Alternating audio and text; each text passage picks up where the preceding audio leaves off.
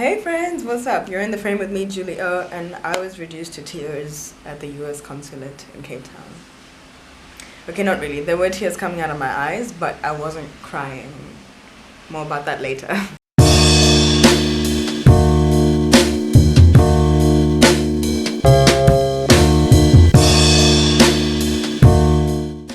So, first thing is, welcome to my channel. If you're new, thank you so much for joining me. Yay! If you're not new, welcome to this new series, which I have decided to call Traveling While African. Working title. What the hell does that mean? That means I'm about to embark on about 6 or 7 weeks of travel. I can't really say around the world, around Western Europe and part of the United States. And I just thought it would be really interesting to cover my experiences traveling solo in Europe and then with family in the US as an African passport holder. So, most recently, I was granted a visa to the United States, which is what I'm going to talk about here. Good morning! Second day in Cape Town, and it is cold in this motherfucker.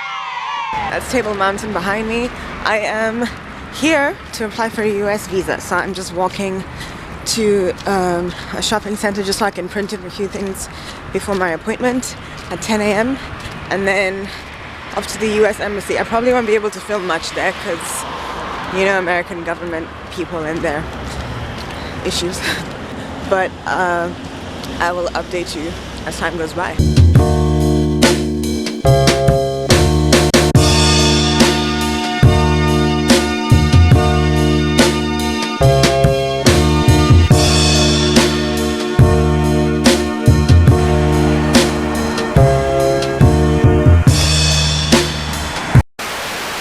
So, who needs a visa to the US?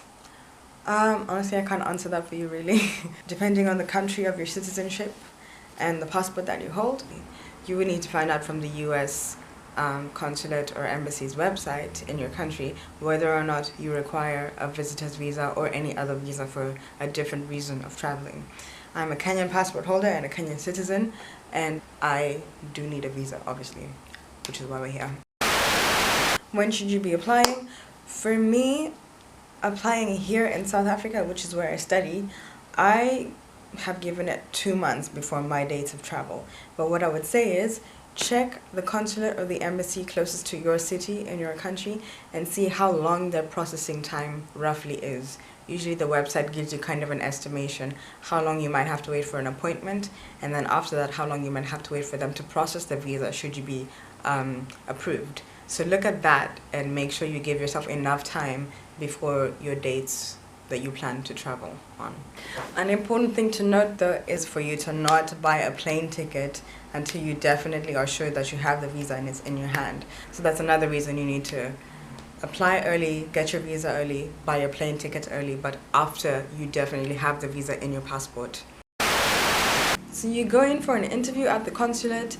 They, depending on, you know, your individual case, they'll ask you a few questions. I actually was shocked how chill mine was. They didn't have that many questions. I got asked whether I live in South Africa, because obviously I gave a Kenyan passport, how long I had lived here, what I do, my reason for traveling, what dates I want to travel, and if I'm traveling with any family.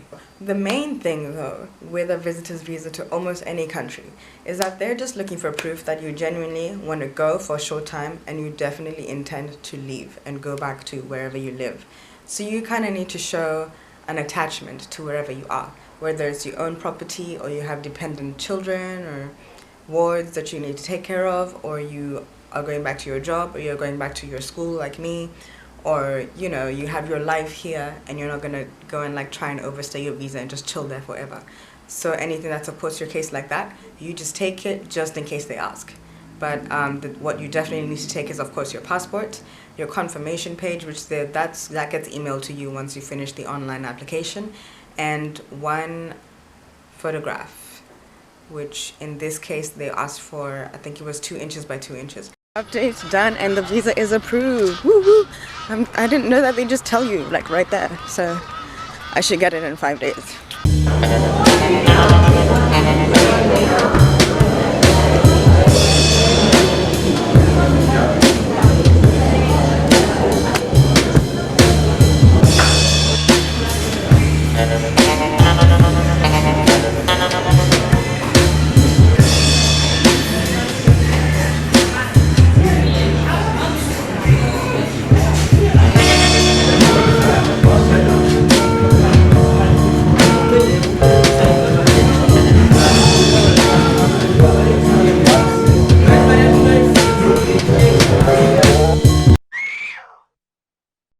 So let me explain. I went in for my appointment, which I had booked maybe a week prior. Got to Cape Town, did the whole thing. Everything was really chill, really nice people. I was so shocked.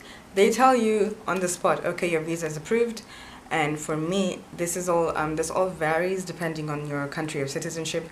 Again, for Kenya, you gotta pay an extra fee on top of your application fee called a reciprocity fee, only if your visa is approved. So for Kenyan citizens, the reciprocity fee was an extra $40. So I hear that and I'm like, oh, I knew that, but that was like a problem for later.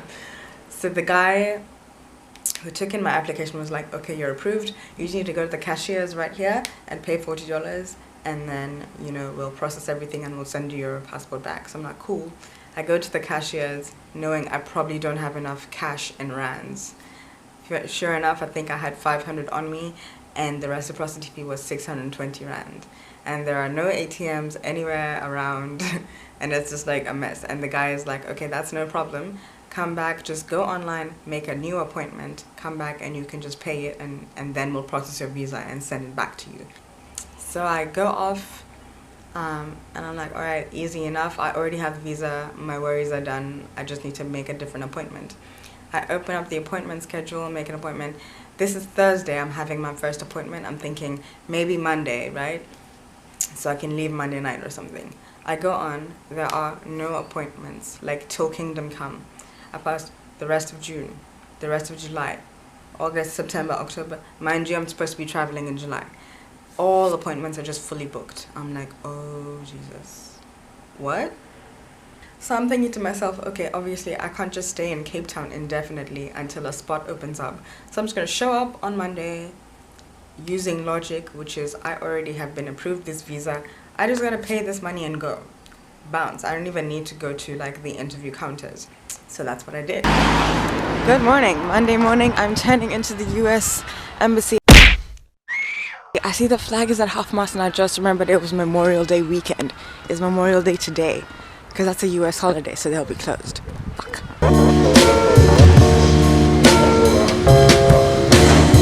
So, yep, it's Memorial Day, which means the US Embassy is closed. Do you know what? I've been seeing a post on social media about Memorial Day weekend. I just didn't connect it with Monday being the holiday, but I'm such an idiot.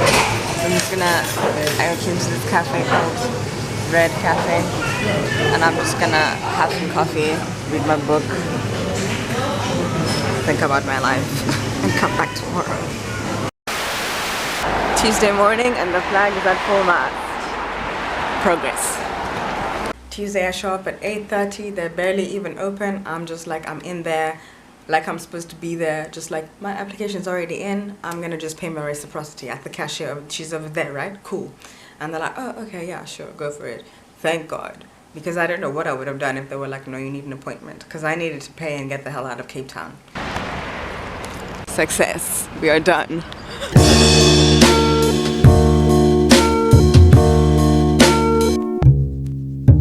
So guys, for me this time around it really was that simple. You just need to allow yourself enough time before you travel, and you know, before you make your other arrangements, just to get this application in and to get approved, because mishaps can happen. 4 days after my original appointment is when I sorted everything out and could actually just sit back and wait for my passport. So thanks for watching.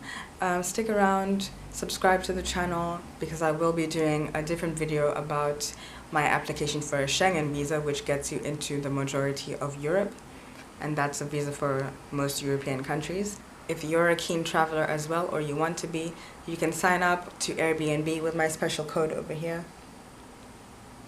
This is not sponsored or anything like that. It's just when you join on somebody's recommendation, you get $30 credit and I get $30 credit, and then you refer other people and you just keep getting credit like that. Like it's that sort of system. So sign up, you can refer as many people as you want, and you get to stay in really nice rooms or apartments or houses around the world, and you can live like a local somewhere. That's going to be really useful for me if you can do that for me, because I want to use some Airbnbs in my travels this coming summer. So thanks again for watching. Here's a link to my previous video and to my website /blog. And and subscribe and like and share this video if you dig it. Also comment below if you have any questions or if you have any different experiences applying for a US visa wherever you are. Let's talk about this. Let's talk.